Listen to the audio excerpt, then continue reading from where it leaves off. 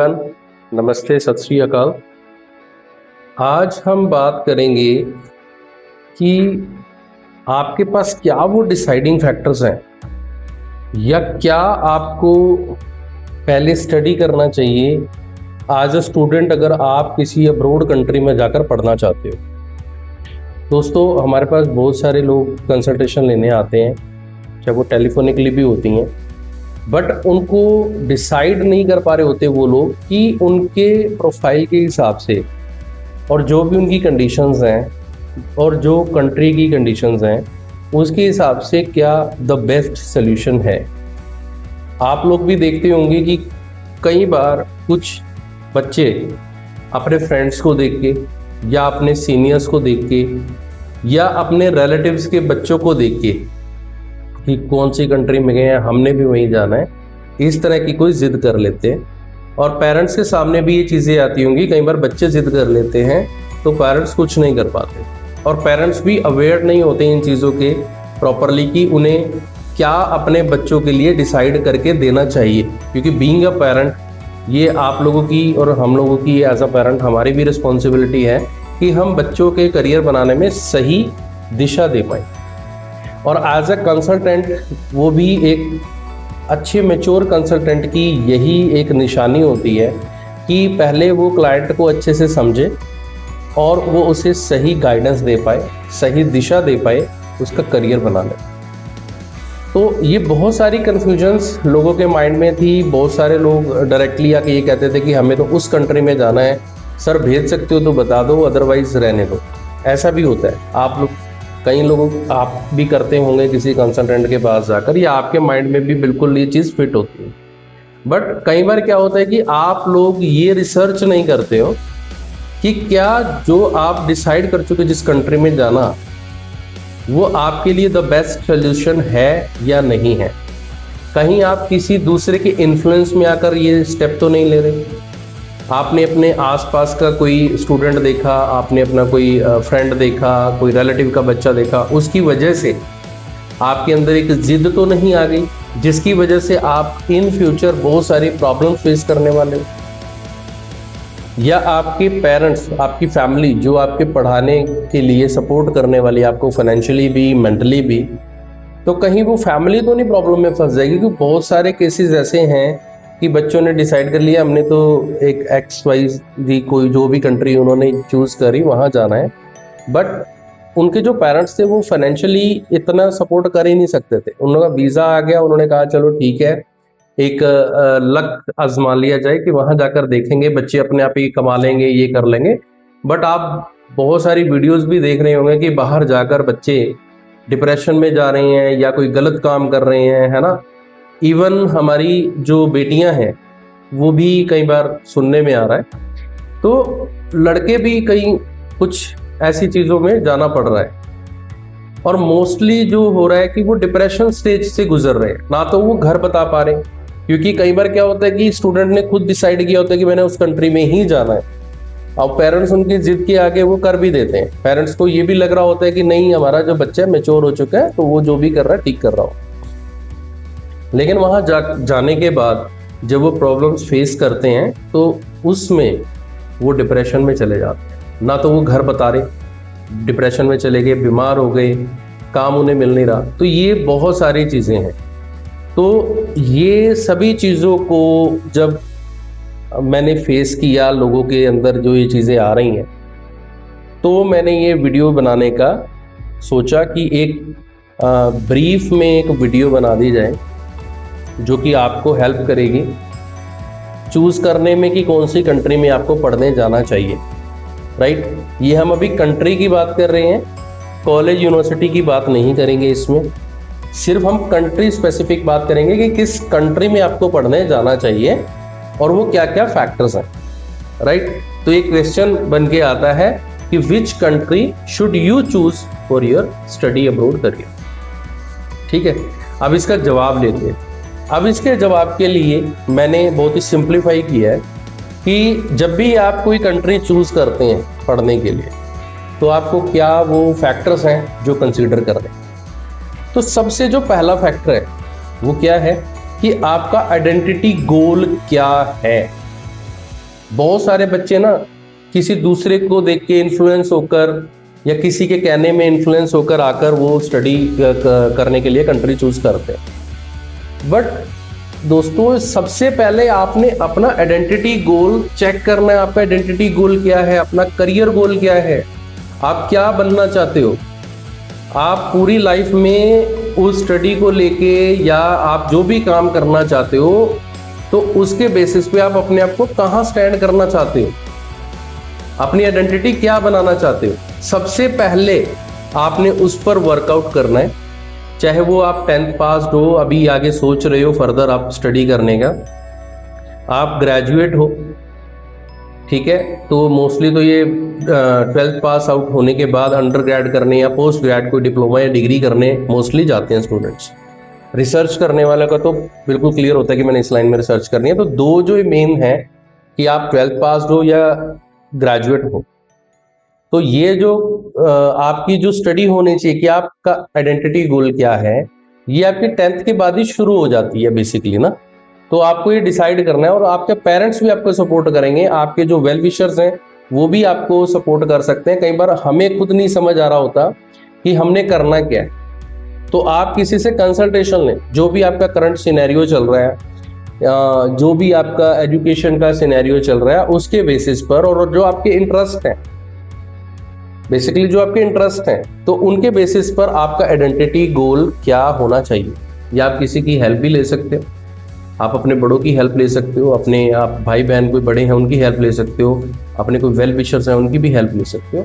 Otherwise आप अपने अलग एकांत में बैठकर सोच के देखो कि आपका आइडेंटिटी गोल क्या है। तो सबसे पहले आपने अपना आइडेंटिटी गोल को चेक करना है। और अगर आपका नहीं है ना, ये सारा स्टडी करने के बाद आपने अपना आइडेंटिटी गोल सेट करना है। सबसे पहला फैक्टर ये है।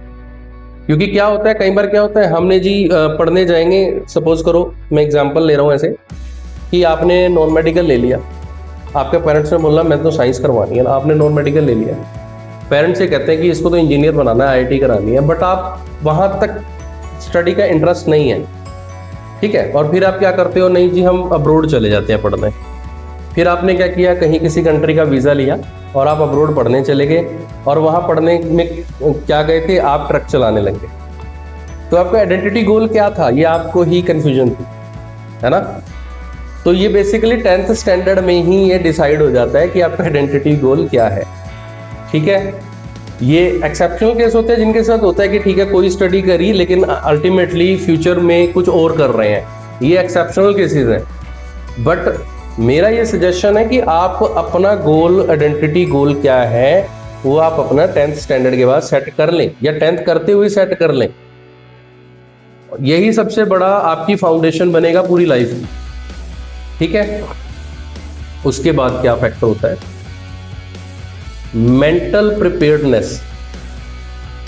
आप क्या उस गोल को लेके आप ये सोच रहे हो, वो गोल को अचीव करने के लिए जो आपका आइडेंटिटी गोल है, आप अब्रोड कंट्री में स्टडी करने जाना चाहते हो और वहां जाकर अपना करियर बनाना चाहते हो, तो क्या आप मेंटली प्रिपेयर्ड हो, ये आपने अपने आप से पूछना है।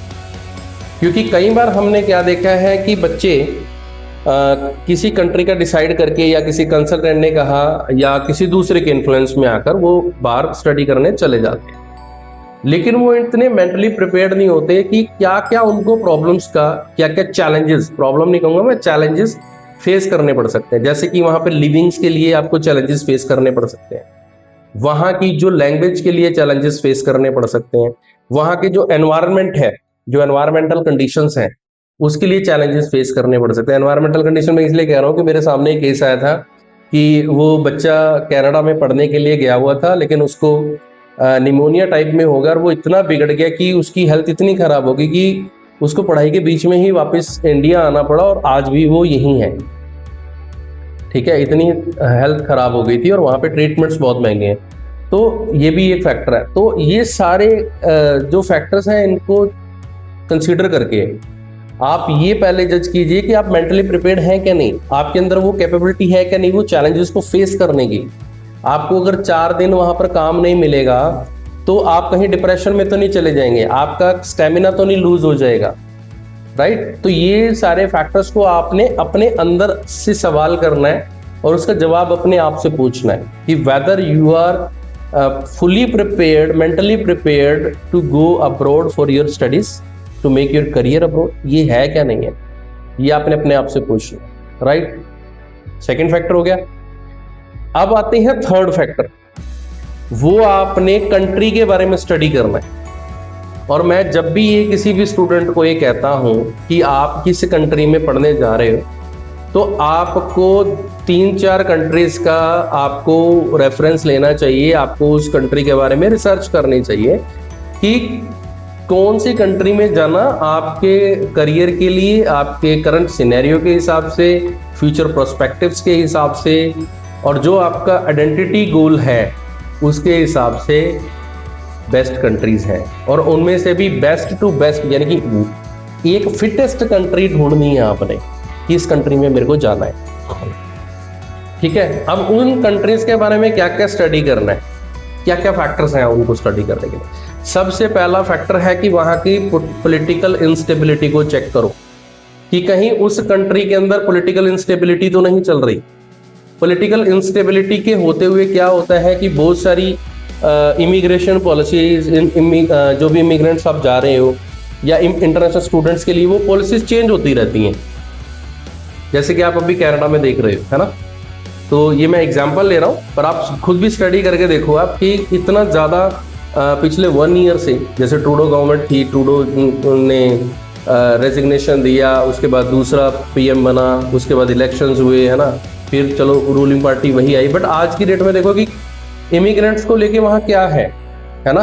और इतनी पॉलिसीज में चेंजेस आ रहे हैं, कभी कोई स्कीम हो रही है, कभी कोई हो रही है, कभी कोई कहीं पे कैपिंग लग रही है। वीजा सक्सेस रेशो देख लो, आप पीछे 2 साल का ट्रेंड देख लो कि कितना परसेंटेज रह गया है आज की डेट में, काफी डिक्लाइन हो गया, 30% डिक्लाइन हो गया, है ना।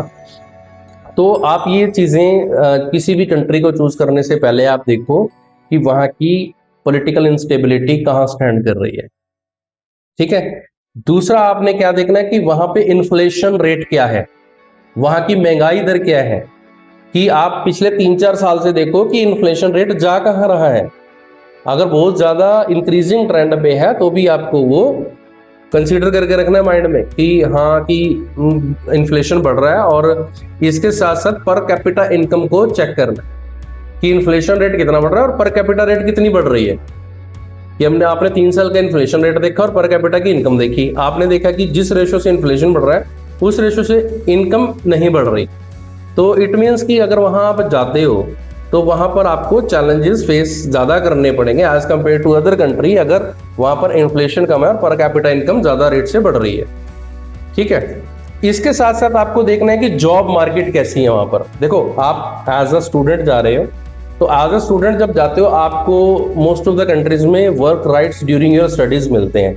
आपको पर वीक के हिसाब से कुछ आवर्स मिलते हैं जिसमें कि आप लीगली काम कर सकते हो और आप अपना लिविंग एक्सपेंसेस या कुछ ट्यूशन फीस का आप निकाल सकते हो। बट ये जो वर्किंग राइट्स मिलना ही इनफ नहीं है, you must have good any kind of job there. आपको जॉब मिलेगी तभी अर्निंग होगी। तो आपने वहाँ की जॉब मार्केट देखनी है कि जॉब मार्केट कहाँ है, इंटरनेशनल स्टूडेंट जो पढ़ने जा रहे हैं उनके लिए क्या वहाँ पे जॉब्स की अवेलेबिलिटी अच्छी है या नहीं है, या कितना परसेंट है, ये आपको स्टडी करना है, राइट। उसके बाद आपने देखना है एम्प्लॉयमेंट रेट या अनएम्प्लॉयमेंट रेट जिसे कह देते हैं, कि आप एक चेक करो कि पिछले 2-3 साल से क्या ट्रेंड चल रहे हैं। क्योंकि जब आप पीआर हो जाओगे या आप पोस्ट स्टडी वर्क परमिट पर भी आओगे तो भी आपको एक पर्टिकुलर एम्प्लॉयमेंट चाहिए पीआर के लिए, जैसे पोस्ट स्टडी वर्क परमिट पे है तो, है ना। तो वहां का ट्रेंड क्या चल रहा है, किस टाइप की जॉब है, या कितना परसेंट लोगों को जॉब मिल रहा है, अनएम्प्लॉयमेंट रेट ज्यादा तो नहीं हो रहा, खाली तो नहीं बैठे हैं लोग, ये आपका स्टडी का मैटर है। इसके बाद आपने क्या देखना है कि types and sources of income क्या है, कितने टाइप के काम मिलते हैं वहां पे, सोर्सेज ऑफ इनकम क्या क्या मिलेंगे। एज एन इंटरनेशनल स्टूडेंट भी जब आप स्टडी कर रहे हैं और पोस्ट स्टडी वर्क परमिट पर आते हैं, और अगर आप पीआर भी हो जाते हैं, पीआर होने के बाद किस तरह की अपॉर्चुनिटीज है, उसमें आपके सोर्सेज ऑफ इनकम क्या क्या मिल सकते हैं और कितना आपको मंथली या ईयरली इनकम हो सकता है। कितनी आपकी स्टेबिलिटी होगी, क्योंकि आपने इन्फ्लेशन भी चेक कर लिया, वहाँ की पर कैपिटा इनकम भी देख रहे हो। तो आप जिस कंट्री में, जिस एरिया में जाना चाह रहे हो, तो वहाँ पर आप जो जॉब मिलेगी तो वहाँ पे कितनी अपॉर्चुनिटीज आपको मिलने वाली हैं, कि कितना इनकम हो जाएगा, ये भी आपको चेक करना है। इसके बाद फैक्टर आता है कि वहाँ की वीजा एंड इमिग्रेशन पॉलिसीज में भी क्या चल रहा है। आप 1-2 साल का स्टडी करो कि वहाँ की इमिग्रेशन पॉलिसीज में क्या चल रहा है। बहुत ज़्यादा चेंजेस बार बार तो नहीं हो रहे हैं, कुछ स्टेबिलिटी है क्या नहीं है डिसीजंस में, और वहाँ का वीज़ा के ट्रेंड्स क्या चल रहे हैं, ठीक है, एक्सेप्टेंस रेशो क्या चल रही है, कितनी एप्लीकेशंस लग रही हैं और कितनी अप्रूव हो रही हैं। और उन्होंने मोस्ट ऑफ द कंट्रीज ने ना एक टारगेट दिया होता है कि नेक्स्ट ईयर हम इतने बच्चों को, इंटरनेशनल स्टूडेंट्स को हायर करने वाले हैं, और किस किस प्रोविंस में करने वाले हैं, और थोड़ा सा एक आइडिया दिया होता है कि किस कोर्सेज में ज़्यादा होगा, है ना। तो ये सारी चीज़ें होती हैं, ये आपका स्टडी का मैटर, ये आपको चेक करना है। और 1 साल का नहीं, कहीं उन्होंने तो 2-3 साल का भी ट्रेंड दिया होता है कि आने वाले टाइम में हम इतने बच्चों को, हम यहाँ पर इंटरनेशनल स्टूडेंट आप लेने वाले हैं, और उनमें से कितने स्टूडेंट्स को, यानी कि जो भी पीछे भी चल रहे हैं, कि उनको कितना बच्चों का PR देने वाले हैं। आपने ये सारा स्टडी करना है, कि ऐसा ना हो कि पीछे के पहले ही पीछे बैकलॉग बहुत लगा हुआ है PR की फाइल्स में, और बहुत सारे स्टूडेंट्स अभी भी वहाँ पर पढ़ रहे हैं, आप भी वहाँ जा रहे हो, और आगे का जो 3-4 साल का जो ट्रेंड दे रखा है उस गवर्नमेंट ने कि इतने लोगों को PR मिलेगी, तो आप वहाँ पर देख सकते हैं कि PR की आपका जो सक्सेस रहने वाला है, आप कहाँ स्टैंड कर रहे हैं, ठीक है। तो ये भी आपने कंसीडर करना है। उसके बाद आपने देखना है कि वहाँ जिस कंट्री में आप टारगेट करने जा रहे हो, 2-3 कंट्री का जो मैं कह रहा हूँ कि कंपैरिजन भी करना है, तो वहाँ पर कल्चरली अडॉप्टेशन आपकी कितनी होगी। क्या होता है कि हमने ये क्या देखना होता है कि हमारा जिस टाइप का कल्चर, और हम उस कल्चर में जब जाएंगे तो हम कितना वहाँ पर मिक्सअप हो जाएंगे, और वहाँ पर हमारे कल्चर से रिलेटेड और भी कितने लोग रह रहे हैं। तो ये भी एक डिसाइडिंग फैक्टर है कि आप वहाँ पे कितना फ्री महसूस करते हो, क्योंकि ये आपका बेसिकली साइकोलॉजी पर बहुत बड़ा इफेक्ट डालता है कि आप साइकोलॉजी अलग थलग नहीं महसूस करते उस कंट्री में जाकर, क्योंकि आपको अपने पेरेंट्स से भी दूर जाके रहना है। तो ये भी आपको चेक करना है, जो भी कंट्रीज का आप कंपैरिजन करने जा रहे हैं या चूज करने जा रहे हैं। इसके बाद बात आती है सोशल सिक्योरिटी कितनी है वहाँ पर इंटरनेशनल स्टूडेंट्स के लिए।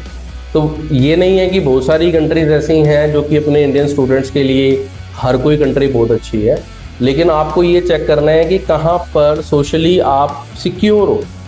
इंटरनेशनल स्टूडेंट आप जाओगे और वहाँ पर सोशली कितने सिक्योर हो, ये आपको चेक करना है, ठीक है। उसके बाद बात आती है कि आपने ये चेक करना है कि वहाँ पर लिविंग एक्सपेंसेस कितने आते हैं। आप एनुअल लिविंग एक्सपेंसेस आपने चेक करने हैं। जैसे कि आपने देखा भी होगा पिछले 2 साल से जो कनाडा की अगर मैं बात करूं तो जस्ट डबल हो गया। ऐसे ही ऑस्ट्रेलिया की बात करें, धीरे धीरे बढ़ के भी उसका भी बहुत ज़्यादा राइज हो गया है। न्यूजीलैंड में राइज हो गया। UK की बात करते हैं, उसमें भी एक्सपेंसेस बढ़ चुके हैं। USA में भी आप अभी जो न्यूज़ देख रहे हो, ये ट्रंप गवर्नमेंट आई है तो कितने ये टैरिफ के सिस्टम से, क्योंकि मोस्टली वो जो गुड्स हैं वो इम्पोर्ट ही हो रही थी उनकी, तो उसके बेसिस पे उनके वहाँ पर कितनी महंगाई बढ़ रही है। तो ये सारे जो फैक्टर्स हैं ये आपने जज करने हैं, कंसीडर करने हैं आपको कंट्री को चूज करते टाइम पे, राइट। इसके बाद बात आती है कि वहाँ की एवरेज ट्यूशन फीस कितनी है। अगर आप कोई ग्रेजुएशन की डिग्री करने जा रहे हैं या कोई डिप्लोमा करने जा रहे हैं अंडर ग्रेड का 2 इयर्स का, या कोई आप PG डिप्लोमा या डिग्री करने जा रहे हैं आफ्टर योर ग्रेजुएशन, तो वहाँ की एवरेज ट्यूशन फीस कितनी आती है, ये भी आपने चेक करना है। उसके बाद आपने ये देखना है कि आप जिस कंट्री को चूज करने जा रहे हो पढ़ाई के लिए, और आपका जो आइडेंटिटी गोल है एजुकेशन, उसमें कितना % रोल करती है, और उस कंट्री की जो एजुकेशन सिस्टम की ग्लोबल रैंकिंग कितनी है, ठीक है। ग्लोबल रैंकिंग आपने देखनी है कि ग्लोबल रैंकिंग कहाँ पर स्टैंड करती है। तो ये भी एक one of the main factors to decide a country for your study ये है, ये भी आपने कंसिडर करना है।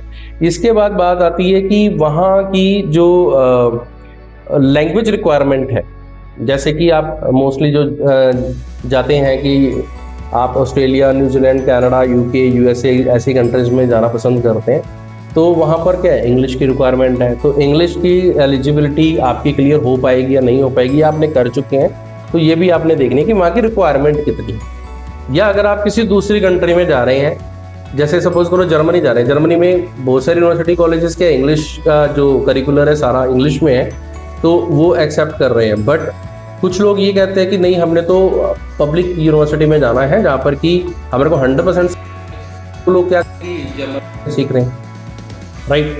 तो ये आपने देखना है कि उस कंट्री में जाने के लिए आपकी लैंग्वेज रिक्वायरमेंट क्या है, ठीक है। ये सारी चीज़ें होने के बाद, कंट्री के बारे में समझने के बाद, ये फैक्टर समझ लिया आपने उसकी रिसर्च कर ली। बात क्या कि उस कंट्री में जाने के बाद स्टूडेंट्स के लिए करियर अपॉर्चुनिटीज क्या हैं और स्टूडेंट की सपोर्ट में क्या क्या चीज़ें हैं।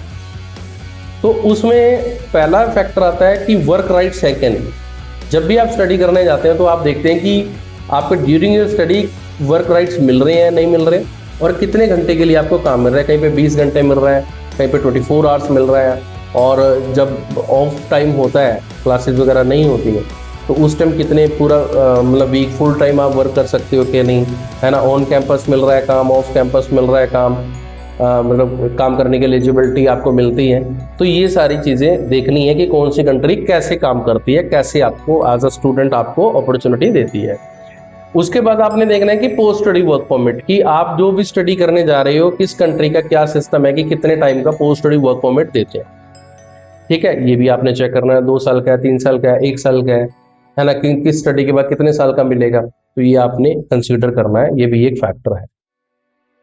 उसके बाद बात है कि वहां पर पीआर होने के, सेटल होने के कितने चांसेस हैं। उसके लिए आपने 2-3 साल का ट्रेंड देखना है और 2-3 साल का आगे का टारगेट देखना है। ट्रेंड देखना है कि कितने % स्टूडेंट पीआर की जो एप्लीकेशन थी उनकी अप्रूव हो रही हैं, ठीक है। जो भी स्टूडेंट वीज़ा पर थे, आगे पीएसडब्ल्यू के बाद उन्होंने अप्लाई किया, और आगे उस कंट्री का क्या प्लान है नेक्स्ट 3-4 ईयर्स का या 5 ईयर्स का अगर प्लान दे रखा है, तो वो आप जजमेंट लगा सकते हैं कि आपकी पीआर होने के कितने चांसेस हैं, और उन पीआर के चांसेस बनाने के लिए आपको क्या करना पड़ेगा, और उन वो करना पड़ेगा जो फैक्टर्स हैं उनके लिए आप एलिजिबल हो पाएंगे कि नहीं, ये आपने जजमेंट लगा, राइट।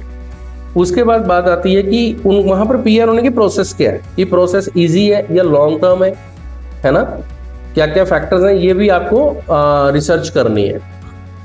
उसके बाद बात आती है कि आफ्टर कंप्लीशन ऑफ स्टडी, या आपका पोस्ट स्टडी वर्क परमिट है या पीआर हो गए हो, तो पीआर उसके बाद आपको जॉब अपॉर्चुनिटीज या बिजनेस करने की अपॉर्चुनिटीज वहां पर कितनी है, कैसी है।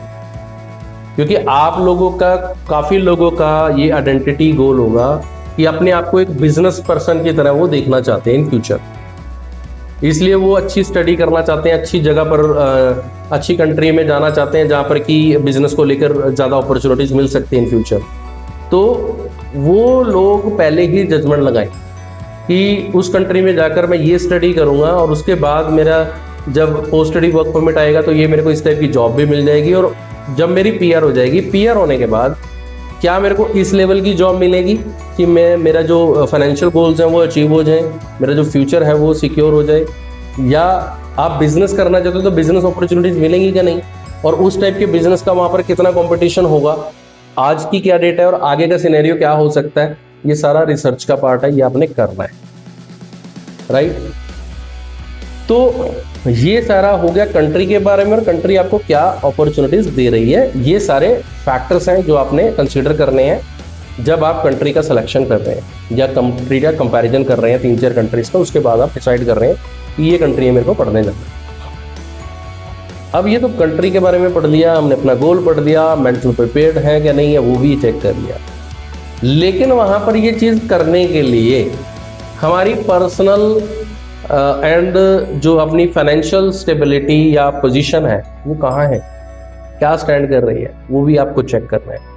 तो सबसे पहले आती है कि पर्सनल एजुकेशन असेसमेंट करनी है आपने, कि आपकी एजुकेशन क्रेडेंशियल्स क्या चल रहे हैं।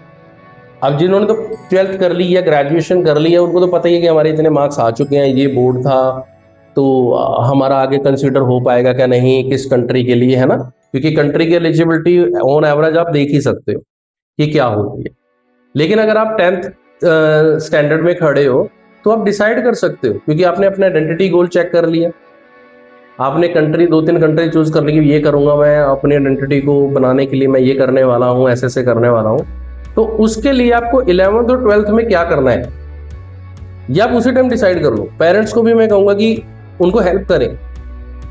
तो वहां पर आप स्टैंड कर लोगे अपने आप को कि मेरे को ये पढ़ाई करनी है आगे, और इसमें इतना परसेंटेज लेना है ताकि मैं आगे उस कंट्री में जा सकूं, स्कॉलरशिप ले सकूं, है ना। तो एक टारगेट सा फिक्स हो जाता है। जैसे यहाँ पर इंडिया में हम IIT, IIM या कोई नीट की प्रिपरेशन करते हैं, या IAS IPS बनने के लिए UPSC वगैरह की ऐसी जो चीज़ों की तैयारी करते हैं, तो हमें पता होता है कि किस लेवल की प्रिपरेशन करनी है हमें। और वो प्रिपरेशन के लिए ना हम 7th 8th से शुरू हो जाते हैं। आपने देखा भी होगा अपने आसपास, क्योंकि बहुत लाखों बच्चा एग्जाम देता है, लेकिन उसमें से कुछ हजारों स्टूडेंट्स का ही होना है, ठीक है, जो टॉप रैंकर्स होंगे। तो यही बात होती है कि आप भी जब बाहर का सिस्टम बनाने की सोच रहे हैं ना, तो पहले से ही आप प्रिपेयर हो जाएं और उसी टाइप के प्रिपरेशंस करें कि कितना मार्क्स लेना है और किस लेवल का लेना है, किस बोर्ड से आपने स्टडी करनी है ना। तो ये सारा आप डिसाइड कर लें। उसके बाद बात आती है कि लैंग्वेज की रिक्वायरमेंट जो आपने देख ली थी भी, जिस कंट्री में जाने के लिए भी कितनी रिक्वायरमेंट है, उसको अचीव करने के लिए आपको क्या करना पड़ेगा ये भी आप कर लें। या अगर कर चुके हैं आप, 12th के बाद आपने IELTS दिया या TOEFL दिया या जर्मन लैंग्वेज का दिया है, या आपने ग्रेजुएशन के बाद क्या दिया है, तो वो एलिजिबिलिटी अगर कवर हो रही है तो आपकी कंसिडर है उस कंट्री में क्या नहीं, राइट। तो ये आपको जज करना है, आपको सेल्फ असेसमेंट आपकी करनी है। इसके बाद अगर कोई अदर रिक्वायरमेंट है यूनिवर्सिटी की या कंट्री की, उसकी जैसे कि गैप होता है, आपका स्टडी गैप आ जाता है। सपोज करो आपने 12th किया, उसके बाद ग्रेजुएशन के करने के लिए बीच में 2-3 साल का गैप आ गया आपका, तो वो गैप वो कंट्री कंसीडर कितना साल का कर रही है, तो ये आपको चेक करना है। ये कंट्री को भी जब आप कंसीडर कर रहे हो ना, तो उसमें भी आपको चेक करना है, और वो आपने अपनी असेसमेंट करनी है कि weather I am eligible for that country considering my educational gaps or not। कुछ कंट्री तो ज़्यादा गैप, जो जस्टिफाइड गैप है आपका, आपके पास एविडेंसेस हैं कि आपने क्यों गैप हुआ है, तो वो कंसीडर कर लेती है। लेकिन कुछ कंट्री नहीं करती। जैसे कि मैं ऑस्ट्रेलिया की बात करूं तो 1 साल से ऊपर का गैप कंसीडर करना मुश्किल है, ठीक है, जो आज की डेट का करंट सिनेरियो है। तो अगर दूसरी कंट्री की बात करें, जैसे मैं अगर न्यूजीलैंड की बात करता हूँ, तो उनमें 3-4 साल का भी गैप चल जाता है, बट वो जस्टिफाइड गैप होना चाहिए। अगर मैं यूके की बात करूं तो उसमें भी गैप एक्सेप्ट हो जाता है, मतलब 2-3-4 साल का गैप एक्सेप्ट हो जाता है, जस्टिफिकेशन थोड़े बहुत दे दो तो हो जाता है ना। तो ये आपको कंट्री भी चेक करते टाइम आपने कंसिडर करना है गैप का जो फैक्टर है, और आपने सेल्फ असेसमेंट में भी चेक करना है। इसके बाद बात आती है कि फाइनेंशियल असेसमेंट करनी है आपने अपने पेरेंट्स की, अपनी फैमिली की, जो भी आपके स्पॉन्सर्स हैं। अब उसमें क्या क्या है कि आपने सबसे पहले ये देखना है कि जिस भी कंट्री को आप कंसिडर करने जा रहे हैं, तो आपने अपने फैमिली की पहले देखनी है फाइनेंशियल हेल्थ क्या है, उनका सोर्सेज ऑफ इनकम क्या है, कितना उनका इनकम है एनुअल, वो शो होता है उनकी ITR से, है ना। या सोर्सेज ऑफ इनकम में आपके पास कोई बिजनेस है तो बिजनेस के प्रूफ्स हैं, कितना उसमें बैलेंस शीट उसकी बन रही है, कितना प्रॉफिट एंड लॉस अकाउंट में प्रॉफिट हो रहा है ना। तो ये सारी चीज़ें कितनी हो रही हैं। और अगर आपको आगे फर्दर करना है ये स्टडी प्रोग्राम के लिए अप्लाई, तो आपको क्या करना पड़ेगा, ये थोड़ी सी पहले प्लानिंग भी कर सकते हो, है ना। तो ये आपको चेक करना है, सोर्सेज ऑफ इनकम, इनकम कितनी है, और जो सोर्सेज ऑफ इनकम के प्रूफ्स हैं उसमें क्या आ रहा है। इसके साथ साथ आपके जो पेरेंट्स या स्पॉन्सर्स हैं उनके फंड्स कितने अवेलेबल हैं, उनके पास जो लिक्विड फंड्स हैं कितने हैं, FDs वगैरह, या चाहे सेविंग्स अकाउंट है, या कोई RD है, या म्यूचुअल फंड्स का पैसा है, उसको ब्रेक करके हम अगर उसको बैंक में ट्रांसफर करते हैं, वो सारी फाइनेंशियल लिक्विड हेल्थ कितनी है। और जो इमूवेबल एसेट्स हैं, आपकी प्रॉपर्टी है या और आपने लॉन्ग टर्म को इन्वेस्टमेंट्स की हुई है, तो वो आपके पेरेंट्स की, स्पॉन्सर्स की कितनी है। तो ये सारी आपने असेसमेंट करनी है।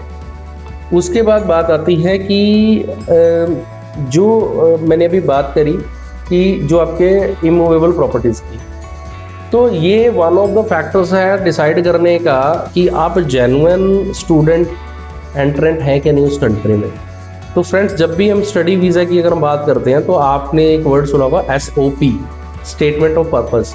तो स्टेटमेंट ऑफ पर्पस में ये डिफाइन करना पड़ता है कि आप उस कंट्री में, उस कॉलेज या यूनिवर्सिटी में और उस पर्टिकुलर कोर्स को करने क्यों जा रहे हैं, और आपके फ्यूचर में कैसे हेल्प करेगा, और क्या वो फैक्टर्स हैं जिसमें कि आपको ये आप एम्बेसी को क्लियर करना पड़ता है कि उन फैक्टर्स के बेसिस पे आप वो कोर्स करने के बाद अपनी कंट्री में वापस आओ।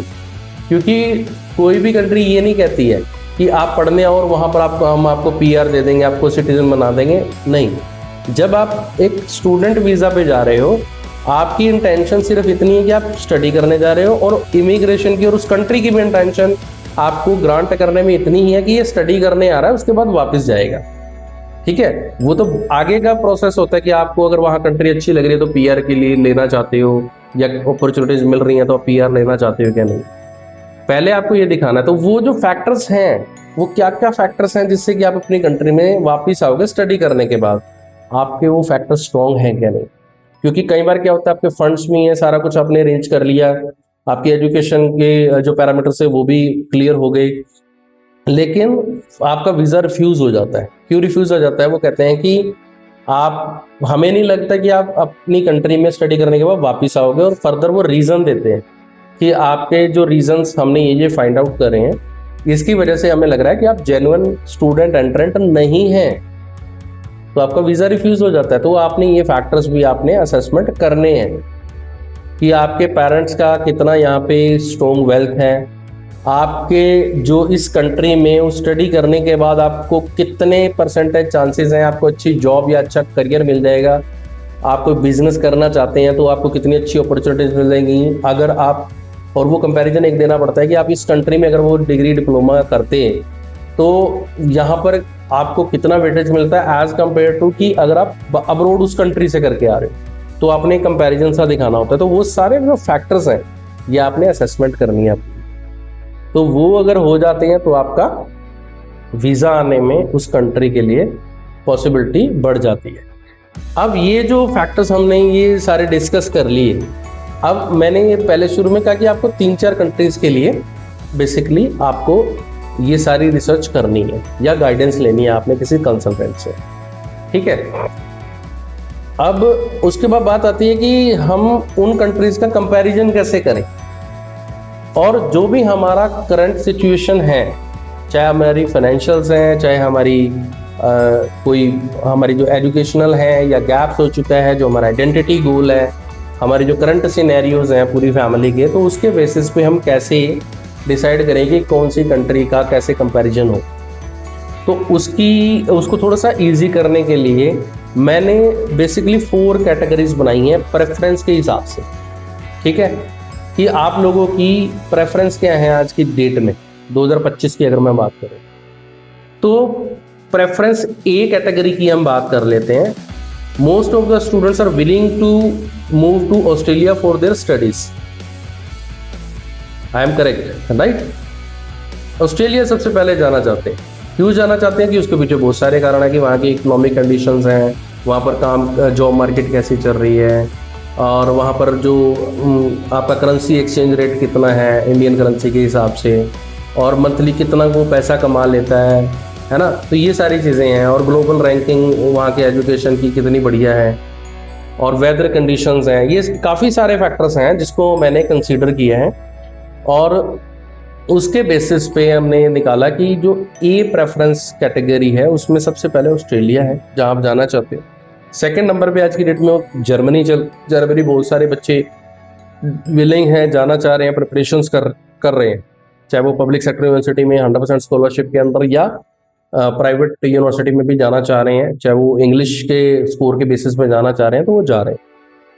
तीसरे नंबर पे आता है न्यूजीलैंड। न्यूजीलैंड क्यों मैं कह रहा हूँ कि जो आपकी ग्लोबल रैंकिंग सिक्योरिटी वाइज या जो आज की डेट में वहाँ पर करंट सिनेरियो है काम का, तो उसको कंसिडर करके अगर देखें तो ये कैटेगरी ए में आती है।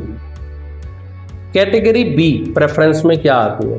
आपका कनाडा आता है, क्योंकि कनाडा ये ग्राफ गिर गया, आप देख रहे हो 2024 जुलाई के बाद से आज तक का जो ट्रेंड देख रहे हो काफ़ी डिक्लाइन है। क्वार्टर टू क्वार्टर भी देखोगे और पूरा ईयर का भी आप स्टडी करोगे, आप गूगल भी करके देखना, अराउंड 30% ये डिक्रीज हो चुका है, राइट? तो ये नीचे जो ग्राफ आ रहा है, तो इसकी वजह से मैं इसको बी कैटेगरी प्रेफरेंस में ले रहा हूँ। उसके बाद आ रहा है यूके। यूके भी बी प्रेफरेंस में क्यों आ रहा है? कि जिन लोगों का ए कैटेगरी में नहीं हो रहा तो वो वन ऑफ द ऑप्शंस क्या है कि चलो यूके चले जाते हैं, है ना। उसके बाद है यूएसए। यूएसए का जैसे स्टडी वीजा का अभी तो थोड़ा बहुत झोलझाल चल रहा है, रुका हुआ है काम, लेकिन फिर भी लोग प्रेफरेंस ये करते हैं कि हम वहाँ जाएं। बट कंसिडर करें अगर वहाँ का इन्फ्लेशन रेट क्या है आज की डेट में, और अपॉर्चुनिटीज़ कितनी है, वहाँ की इमिग्रेशन पॉलिसीज़ क्या है, वहाँ की गवर्नमेंट क्या कर रही है इमिग्रेंट्स के लिए, तो उसको कंसिडर करें अगर तो ये बी कैटेगरी में ही आ रही है आज की डेट में। थर्ड प्रेफरेंस कंट्री यानी कि सी कैटेगरी। सी कैटेगरी में क्या है, अगर आपका ए और बी में नहीं बन रही है एलिजिबिलिटी या आपका काम नहीं बन रहा है, तो सी ऑप्शन क्या है आपके पास। सी ऑप्शन में आपके पास आयरलैंड है, जो कि इंडियन स्टूडेंट्स को स्टडीज़ के लिए अच्छा वेलकमिंग नेचर है, अच्छी अपॉर्चुनिटीज़ हैं। उसके बाद फ्रांस बहुत बच्चे टारगेट कर रहे हैं या टारगेट करना चाहते भी हैं। साउथ कोरिया काफ़ी बच्चा पढ़ने जा रहा है। जापान, उसके बाद इटली, नीदरलैंड, स्पेन, और कुछ स्टूडेंट्स देखने में आ रहा है कि लातविया भी पढ़ने जा रहे हैं स्टडीज़ के लिए, राइट। तो ये आपकी सी प्रेफरेंस कैटेगरी में लेके चल रहा हूँ, क्योंकि इन कंट्रीज़ के लिए आपका जैसे लैंग्वेज की प्रोफिशेंसी जो चाहिए, लैंग्वेज का एलिजिबिलिटी स्कोर चाहिए, है ना, ये सारी चीज़ें कंसीडर होकर तो वो आप इन कंट्रीज़ में जाएं तो सी कैटेगरी में मतलब उसमें प्रेफरेंस कैटेगरी में आप जाते हैं। कंसीडरिंग देयर इनकम और आगे पीआर का सिस्टम, है ना, आगे फर्दर वर्क अपॉर्चुनिटीज़ को भी हमने कंसीडर किया है, तो ये सारा कंसीडर करके सी प्रेफरेंस है। अब आते हैं फ्रेंड्स डी प्रेफरेंस पे। अब डी प्रेफरेंस क्या है, अगर आपकी एलिजिबिलिटी मतलब इन कंट्रीज़ में नहीं बन रही है ना, तो आप डी कैटेगरी में जा सकते हैं। डी कैटेगरी का मतलब ये नहीं है कि वहाँ पर आपको सोर्सेज ऑफ इनकम बड़े बेकार हैं, ठीक है, नहीं मिलेंगे, ठीक है, या आप उस कंट्री में अगर काम करेंगे तो आपको फ्यूचर नहीं बनेगा, ऐसा कुछ नहीं है फ्रेंड्स। ये हमने कुछ आपकी प्रेफरेंस के हिसाब से लिए हैं, क्योंकि प्रेफरेंस वर्ड ही मैंने लिया है कि आप जहाँ पर जाना पसंद कर रहे हैं, और कुछ हमने फैक्टर्स चूज किए वहाँ की जो फैक्टर्स हमने पहले भी स्टडी किए हैं, बताए हैं इस वीडियो में, उनको कंसीडर करके। तो वहाँ पर अगर यूरोपियन कंट्री की बात करता हूँ तो साइप्रस पहले नंबर पर है, इन डिमांड चल रहा है कि आप साइप्रस जाना चाह रहे हैं। क्यों जाना चाह रहे हैं कि गैप अनलिमिटेड से टाइप का एक्सेप्ट कर रही है, 10 से 15 साल का भी गैप एक्सेप्ट कर रही है मोस्ट ऑफ द यूनिवर्सिटीज़। आपका जो IELTS या PT का स्कोर है वो कम अगर है, दूसरी 3 कैटेगरी में आप नहीं फॉल कर रहे, तो आप यहाँ जा सकते हो। फीस स्ट्रक्चर अगर देखें तो फीस स्ट्रक्चर कम है, वर्क अपॉर्चुनिटीज़ देखें वो भी मिल रही हैं, वर्किंग राइट्स भी है, पोस्ट स्टडी वर्क परमिट है, तो ऑल टुगेदर ये आप कंसीडर कर सकते हो। प्रेफरेंस के हिसाब से ये 4th नंबर पर ये कैटेगरी में चल रहा है ना, डी कैटेगरी में चल रहा है। इसके बाद आता है माल्टा। माल्टा भी लोग जाना चाहते हैं, भी शेंगन का पार्ट है और वहाँ पर स्टडी थोड़ी चीप है, सस्ती है ना, और वर्क अपॉर्चुनिटीज मिल जाती हैं। छोटी कंट्री है बट फिर भी लोग जाना चाहते हैं, और आज से नहीं काफ़ी टाइम से लोग जा रहे हैं। तो ये भी आप डी प्रेफरेंस में आप रख सकते हैं अपने आप को, अगर वहाँ आपकी एलिजिबिलिटी बनती है तो, और बाकी ABC कैटेगरी में नहीं बन पा रही। जैसे कि आप डी कैटेगरी के कंसिडर करते हैं कि आपका लो बजट है, आपकी फाइनेंशियल कंडीशंस आपके पेरेंट्स की इतनी सपोर्टिव नहीं है कि आपको किसी बड़ी कंट्री में भेज सके। जैसे कि मैंने वीडियो के शुरू में बताया कि बहुत सारे स्टूडेंट्स क्या करते हैं कि वो किसी के इन्फ्लुएंस में आकर या किसी को देखकर वो कह देते हैं नहीं जी हमने तो फलानी कंट्री में जाना है, सपोज करो कि ऑस्ट्रेलिया जाना है, ऑस्ट्रेलिया के लिए भारी भरकम फंड चाहिए आपको शो करना है, तो वो एलिजिबिलिटी अगर नहीं बन पा रही है तो आपको ऑब्वियसली B, C या D कैटेगरी पे आना चाहिए, ठीक है, उस प्रेफरेंस में आना चाहिए। तो क्योंकि आप ना तो अपने आप को टेंशन में डालें, आप फ्रस्ट्रेशन में ना जाएं इन फ्यूचर, और ना ही आप किसी भी तरह की और किसी परेशानी में आए इन फ्यूचर के लिए, तो आप ये प्रेफरेंस में जा सकते हैं। इसके अलावा मैं बात करूँ कुछ एशियन कंट्रीज़ हैं। एशियन कंट्रीज़ में सिंगापुर है। सिंगापुर में मोस्टली जो लोग जाते हैं, जैसे सिंगापुर जो एक्सेप्ट करता है कुछ डिप्लोमा कोर्सेज हैं, वो 10th पास हैं, अगर आपका गैप हो चुका है 5-7 साल का, 10 साल का, तो भी आपको कंसीडर कर रहा है विदाउट एनी कोई लैंग्वेज की रिक्वायरमेंट टेस्ट के हिसाब से भी, है ना। आपको कोई IELTS PT या और किसी तरह का कोई लैंग्वेज एलिजिबिलिटी टेस्ट नहीं देना है, आप जा सकते हैं। इंग्लिश में आपकी स्टडी होनी है, आपको थोड़ा बहुत भी इंग्लिश बोलना, चलना, पढ़ना लिखना आता है, then you can opt Singapore as your study destination. आप 10th पास हैं तब भी आप एलिजिबल हैं, आपको वहाँ पर वीज़ा लग जाता है, पढ़ने जाते हैं, पढ़ने के साथ साथ आप काम भी कर लेते हैं। और जो आपका जैसे 6 महीने की स्टडी होती है, 6 महीने का आपका पोस्ट स्टडी वो स्टडी कंप्लीट होने के बाद इंटर्नशिप होती है, तो वो इंटर्नशिप आप काम कर सकते हो और आपको पैसा मिलता है। तो ये कुछ चीज़ें अच्छी हैं सिंगापुर के लिए। अगर आपके बड़ी कंट्रीज में आपका नहीं बन रहा है तो आप वहाँ जा सकते हो, पैसा भी कमा सकते हो। 66-7 रुपीज़ का सिंगापुर डॉलर है as compare to Indian rupees, है ना। तो one of the best options for you if you are eligible for this country and not eligible for other countries like the countries in ABC category, right. और आपका कोई IELTS का कोई test clear नहीं हो रहा है या आप देना नहीं चाहते तो आप यहाँ जाओ।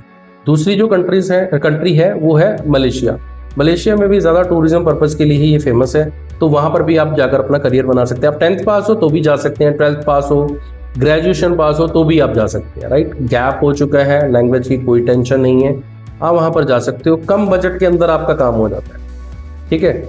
इसके बाद बात है ईस्ट अफ्रीकन कंट्री है एक मॉरिशस, छोटा सा आइलैंड टाइप के हैं, वहाँ पर भी आप जा सकते हो।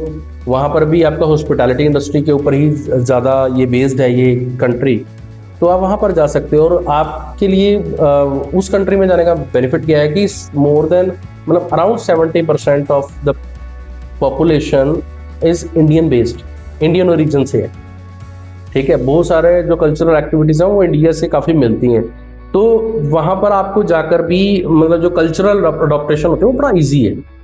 पढ़ाई के ऊपर भी ज़्यादा एक्सपेंसेस नहीं लेंगे, आपको काम भी मिल जाता है। और आप ये जो मैंने डी प्रेफरेंस कैटेगरी में जो कंट्रीज़ बताई जैसे सिंगापुर, मलेशिया या मॉरिशस, ये जो कंट्री बताई हैं, यहाँ आप स्टडी करके आप अपना जो थोड़ा बहुत एक्सपीरियंस लेके आप उसके बाद आप फर्दर किसी दूसरी कंट्री में भी जा सकते हैं एक्सपीरियंस लेने के बाद, राइट। तो आप ये काम भी कर सकते हैं। तो आपके लिए इस वीडियो में काफ़ी इजी कर दिया मैंने कि आपको क्या क्या फैक्टर्स हैं पहले चेक करने हैं कंट्री को चूज़ करने के लिए, और कंट्री को थोड़ा एक प्रेफरेंस वाइज मैंने डिवाइड कर दिया कि आपका जो अपना जो असेसमेंट है कहाँ स्टैंड कर रही है, तो आप उस हिसाब से आप अपनी कंट्री की प्रेफरेंस को डाल के आप कंपैरिजन कर सकते हैं। तो फ्रेंड्स, मेरा ये वीडियो बनाने का ये मोटिव था जो कि आपको हेल्प मिले कि आप कैसे एवेल्यूशन करें सारी चीज़ों की, कैसे डिसाइड करें कौन सी कंट्री जाना है। और मैं ये रिक्वेस्ट करूँगा पेरेंट्स से भी और आप लोगों से भी, अगर आपकी एलिजिबिलिटी प्रेफरेंस A या B कैटेगरी के कंट्रीज में नहीं बन रही है तो आप C या D कैटेगरी में जाएं। आप ये जिद ना करें कि आपने तो वहीं जाना है। उसकी वजह से बहुत सारे केसेस ऐसे हो रहे हैं कि बच्चे डिप्रेशन में जा रहे हैं या गलत कामों में पड़ रहे हैं क्योंकि उनके पास कोई रास्ता नहीं रह रहा। वापस वो आना नहीं चाहते, ना आ सकते, क्योंकि वो कहते हैं कि हमारी प्रेस्टीज इशू आ जाएगा, है ना। तो ये सारी चीज़ों का कंसीडर करके मैं यही रिक्वेस्ट करूँगा कि आप ये कंट्री की प्रेफरेंस को समझें, अपने प्रोफाइल को उसके साथ मैच करा कर देखें कि आप कहाँ स्टैंड करते हैं, क्या आपके लिए बेस्ट ऑप्शन है। तो इस वीडियो में मैं इतना ही कहना चाहूँगा। आई होप कि ये वीडियो आपको बहुत ज़्यादा हेल्प करेगी आपको चूज़ करने में कंट्री और अपना डिसीजन बनाने में। और अगर आप विद्वान ग्लोबल से आप अपनी कंसल्टेशन लेना चाहते हैं तो स्क्रीन पर दिए हुए नंबर पर कॉल करें, अपनी अपॉइंटमेंट बुक करें। फ्री ऑफ कॉस्ट हम कंसल्टेशन देंगे, अपनी डॉक्यूमेंटेशन आप लेकर आएँ। और अगर आप दूर किसी दूसरी स्टेट में बैठे हैं तो भी आप टेलीफोन पर हमसे बात कर सकते हैं, व्हाट्सएप पर अपने डॉक्यूमेंट शेयर कर सकते हैं, हमसे बात कर सकते हैं फ्री ऑफ चार्ज, ठीक है। तो हम आपके करियर को बनाने के लिए क्या बेस्ट कर सकते हैं, हम निरंतर उस पर लगे रहते हैं और हमारी ये कोशिश रहती है कि आपका करियर ब्राइट हो, ठीक है, और आप अपनी फैमिली को अच्छा सपोर्ट देकर उनको ग्रो कर सकें और अपना भी आइडेंटिटी गोल को अचीव कर सकें। तो मिलते हैं अगली वीडियो में कुछ अच्छी इन्फॉर्मेशन के साथ और आपके करियर को बनाने के लिए जो भी हमारी कोशिश रहती है उनके साथ। थैंक यू, नमस्ते।